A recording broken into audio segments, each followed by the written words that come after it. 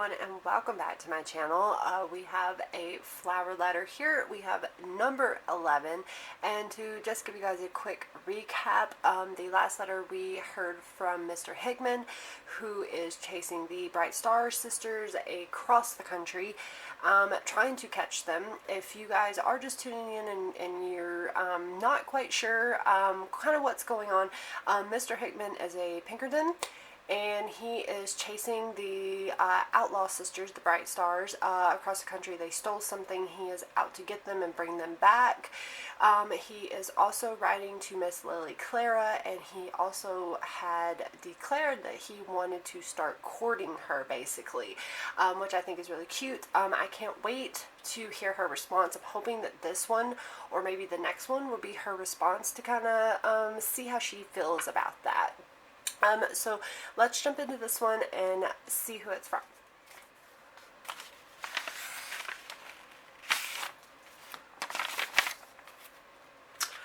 Okay, so the postcard on this one is actually different.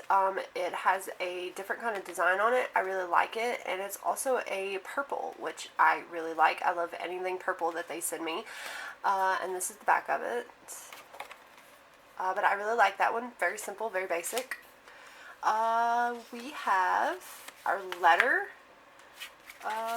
Yeah, we have a letter, and we have attention read last, and then we also have our business card that they have been giving us to collect. This one says American Machine Company Ice Cream Freezes. That's cute. And all the little men, they all look blue. Here's the back of it. I'll kind of get it kind of close for you guys if you guys want to kind of read it, or just at least see what some of it says. Some of it's a little hard to read because it is really, really tiny. But it does say ice cream freezer. It says it is the best freezer in the world. We call attention. But yeah, that's super cute. I like that, and here is the front of it again. I do love the little business cards. They're really cute, and I can see why people collected them. Okay, so we have our letter. Seems kind of thick. We're probably going to have about 3 pages, I would say. Yeah, it looks like we're going to have about 3 pages. Looks like it is to Mr. Hickman. So I'm excited to see what Miss Lily Clara has to say. So it says, August 1st, 1884, Dear Mr. Hickman, thank you for suggesting we send to Pochi for Mr. Parson. As soon as I finished reading your letter, I went to Mr. DeMille and told him your suggestion. He and several of the other fathers in Frisco met, and someone was chosen to take the stage line to Pochi that afternoon. We're still awaiting Mr. Parson's arrival, but Jack Sullivan, the man chosen to go, returned, saying Mr. Parson would follow shortly. I'm praying his arrival will bring the changes Frisco needs. This news couldn't have come at a better time. The White Widow is still on the loose, and in fact, I've seen her with my own eyes. It happened after I finished my work at Miss Lottie's the night before last. I was leaving by the back entrance, as I always do, so as not to be seen by her guest. When I stepped in the back alley on this night, however, Mr. Wallace was there, at Mr. Gavin's bidding, of course. He was certainly worse for wear, having just come from one of the saloons, I assume. I hoped he would leave if I ignored his presence long enough. Believe me, I've tried other means of persuading him to leave me alone. I even told him you and I were courting, but you know his sort. That night, I made up my mind to bring the issue up with Mr. Parson as soon as he arrived and was sworn in as sheriff. If you read on, however, you'll find out that there was no need for that. Despite ignoring Mr. Wallace during my entire walk to the edge of town, he persisted in following me. Thankfully, Abigail and Esther came to meet me. They've insisted on doing that each night since the strange murders began. We were walking together, nearing the Frisco Kills, when it became even more apparent Mr. Wallace was inebriated. He began speaking loudly to the girls. I've had my fair share of talk on the first streets of New York, Mr. Hickman. So I was in no danger of being shot by what he said. However, The dear, sweet, innocent DeMille girls was in very real danger of being shocked into fits. It was the last straw, as they say, and I finally spun around and gave Mr. Wallace a piece of my mind. It was everything I could do to keep my own speech ladylike. Before I could finish, however, the dreadful man lunged forward to grab me. I told the girls to run toward the kilns for help, stomped on his foot, and ran myself. The wind was fierce that night, and the mines had just opened the kilns to cool. Ash and smoke were still thick in the air, and I could hardly breathe or see in front of me. By the time I finally made it through the worst of it, struggling to catch my breath through a fit of violent coughing, I was finally able to look around for the girls. I couldn't see them anywhere. I called for them several times, but no one answered. I was on the verge of pure panic when I heard screaming coming from the directions of the kilns. I turned to see what on earth was the matter, expecting to see Esther and Abigail running toward me. But it was Mr. Wallace who was stumbling out of the smoke. His face was no longer red from drink and ill will, but had turned as white as the ash rolling around us. I called for the girls again, finally finding them hidden inside one of the cools. I gathered them close to me while Mr. Wallace shouted nonsensical phrases at seamlessly nobody, for he certainly wasn't speaking to us. I was about to tell him to hush up and go home before he woke all of Frisco when I saw her.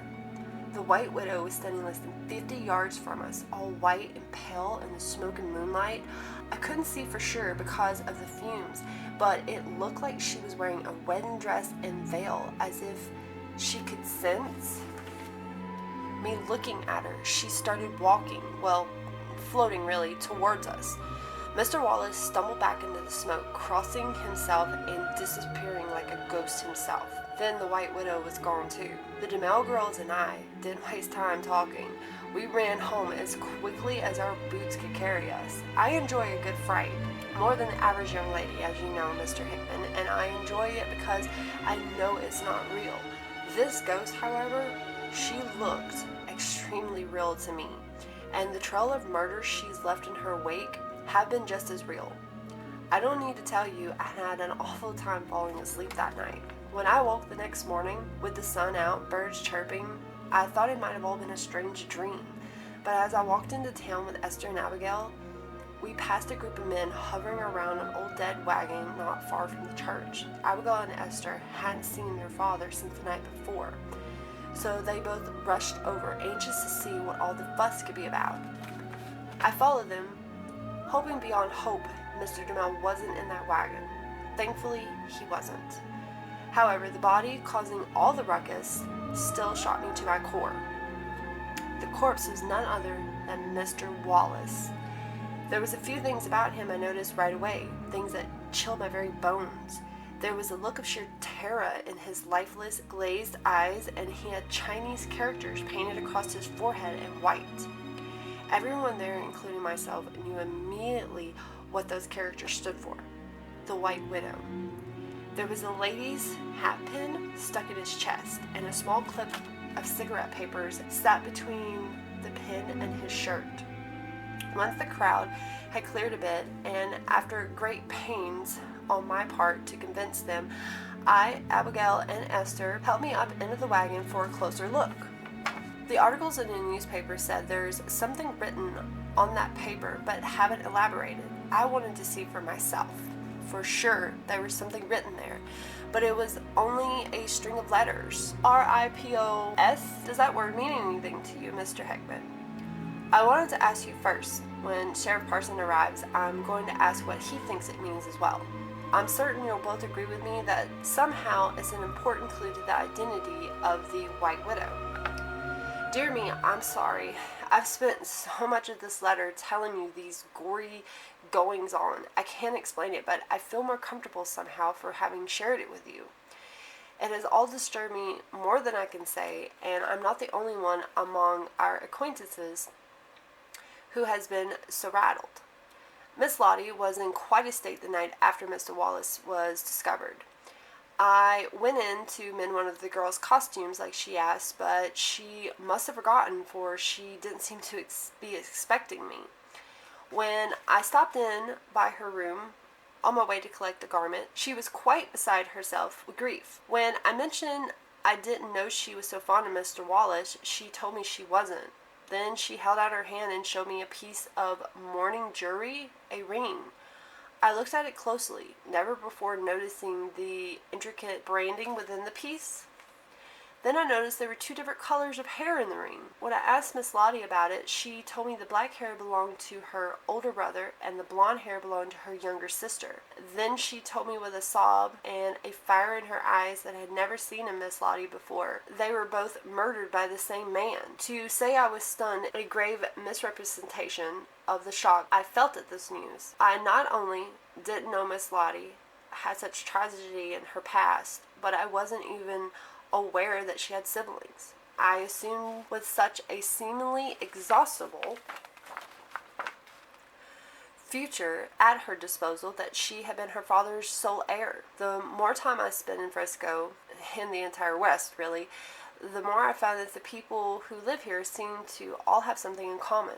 We seem to be running away from something, whether it be large or small, or perhaps we're just running towards something better than what we left behind, as with myself and Katie. But there certainly are an awful lot of secrets among the people here, and people who like to keep themselves to themselves, as they say. It makes me very grateful that you and I started out the way we did. I'm glad you know about my error in answering Mr. Gabbett's ad. I'm glad you know the reason why I answered it. I'm glad you know about my father and my past, and I'm grateful you felt you could trust me enough to share your own history with me. Mr. Hickman, it was only increased my respect and admiration for you. I suppose that's why I've always felt so strongly about openness at the beginning of any sort of relationship. After all, we should have been ashamed of where we came from, especially when so many of the choices that created our past weren't even our own. What really matters is our own choices. If only the rest of the world saw it that way, if only every person started their lives with a clean slate, untainted by anyone else's choices but their own. Wouldn't that be a lovely world to live in? Well, I'll cease contemplating the weightless matters in order to tell you how much I enjoyed your story about the little papoose. I am extremely relieved no harm came to you or her, despite the star's mischief making. Although I must say I was glad to hear the baby was never in real danger. Perhaps the stars aren't entirely irredeemable. I do hope you catch them soon, and not just to keep any other babies from coming to harm. In truth, I would very much like to see you again, Mr. Hickman, and in response to the desires you hinted at in your last letter, I would also like very much to be courted by you in person.